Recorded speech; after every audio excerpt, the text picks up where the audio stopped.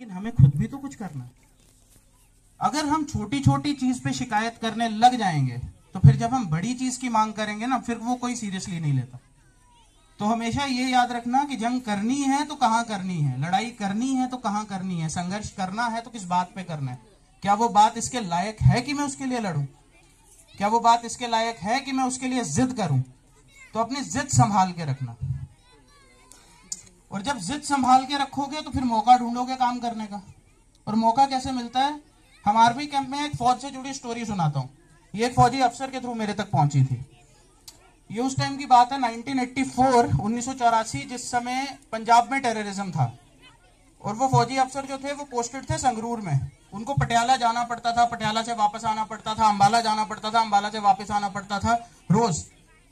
और उस टाइम की जो फौजी जीप्स होती थी थोड़ी सी अनकंफर्टेबल होती थी। और उस टाइम पे जो फौजी अफसर ही used to sit on the left hand side of the driver. उनको लेफ्ट साइड पे ड्राइवर के बैठना होता था और AK-47 जो है अपना जो वेपन है वो कैरी करना होता था हमेशा अपने लैप में। और डेली थोड़ा अनकंफर्टेबल हो जाता था। तो एक दिन क्या हुआ, उन्होंने जो पीछे उनके लोग बैठे हुए थे उनको वो गन पकड़ा दी। उन्होंने कहा कि इसको पकड़ लो। और जो पीछे आदमी बैठे थे उन्होंने वो पकड़ने से मना कर दिया। उन्होंने कहा नहीं साहब, रूल ये है कि ये आपके पास होनी चाहिए। उन्होंने कहा यार जरूरत पड़ती नहीं है, अनकंफर्टेबल लग रहा है। कहा साहब नहीं, ना पड़े जरूरत तो हफ्ता 2 हफ्ता 4 हफ्ता महीना ना चलानी पड़े, लेकिन जब जरूरत पड़ेगी तो रूल ये है कि ये आपके पास होनी चाहिए। आप यहां से जब मोहर की तरफ जाओगे तो फौज की छावनी के बाहर आपको दिखेगा आज मुकाबला होगा। उसका मतलब वही है, आपको तैयार रहना पड़ेगा। ऐसा नहीं है कि आपके टाइम पे कोई अपॉर्चुनिटी आएगी उस टाइम आप बोलोगे नहीं मैं नहा के आता हूं, मेरी टाई कहां है, पहन के आता हूं। तैयार हमेशा रहना है। जब मौका पड़े उसको लपक लो, ठीक है। मौका नहीं छोड़ना है। मौका जो है आपको कभी भी कहीं भी मिल सकता है, वो बता के नहीं आएगा कि आपको मौका कहां मिलेगा। तीसरी चीज मैं आपको ये कहूंगा कि बच्चों पढ़ाई जरूर करना, पढ़ाई बहुत करना। और पढ़ाई का मतलब ये नहीं 10वीं 12वीं ग्रेजुएशन इंजीनियरिंग MBBS करके नहीं। किताबें पढ़ना, राइटर्स को पढ़ना, फिलोसफी पढ़ना, अपनी मजहबी किताबें पढ़ना, सबको पढ़ना। क्योंकि जब आप पढ़ते हो तो आप भरते हो। जब आप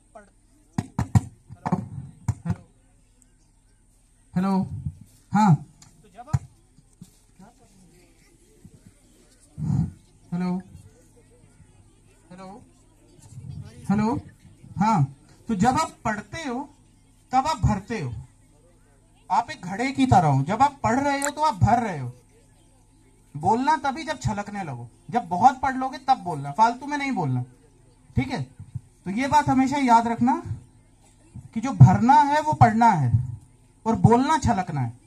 तो छलकोगे तब जब अच्छा पढ़ा होगा, जब पढ़ पढ़ के वो गागर भरी होगी तब वो जो है छलकेगी, ठीक है। और अब मैं कुछ बड़े लोगों से कहूंगा, आप लोगों से बहुत घर वालों को भी शिकायत होगी, ये ऐसा करते हैं वैसा करते हैं। पुरानी पीढ़ी नई पीढ़ी के बीच में थोड़ी सी शिकायत रहती है, ठीक है। तो मैं आप लोगों से इतना कहूंगा, इन बच्चों को थोड़ा सा मौका दें, ये अपने तरीके से निखरेंगे। अगर ये कोई नई चीज सीखते हैं, इनके पास हमसे बेटर एक्सपोजर है। ये आज इंटरनेट के दौर में जी रहे हैं, इनके पास बहुत चीजें हैं, ये बहुत चीजें नहीं सीख रहे हैं जो हमने कभी नहीं सीखी। आपके बारे में एक बाल कवि वैरागी हैं, उन्होंने एक बड़ी अच्छी लाइन कही थी कि क्या कहा सूरज हार गया, क्या कहा अंधेरा जीत गया। क्या कहा अंधेरा जीत गया, क्या कहा सूरज हार गया। नहीं नहीं, ये झूठ बात है, साजिश है, गद्दारी है। और इस पीढ़ी को आवारा कहना गुस्ताखी है, गद्दारी है। तो ये चीज हमेशा याद रखिएगा। इन बच्चों को मौका दीजिए, ये बच्चे बहुत नाम रोशन करेंगे आपका। और लास्ट में मैं यही कहूंगा कि कोई भी देश परफेक्ट नहीं होता। सुना है बहुत बार, ये लाइन सुनी है। कोई घर परफेक्ट नहीं होता, कोई इंसान परफेक्ट नहीं होता, ठीक है। ये बात हमेशा याद रखना। उसे परफेक्ट बनाना पड़ता है और परफेक्ट शायद कोई बनता भी नहीं है, हमें उसकी तरफ जाना पड़ता है, स्ट्राइव करना पड़ता है। एटलीस्ट 99.99%। डिटॉल भी उतनी गारंटी देता है।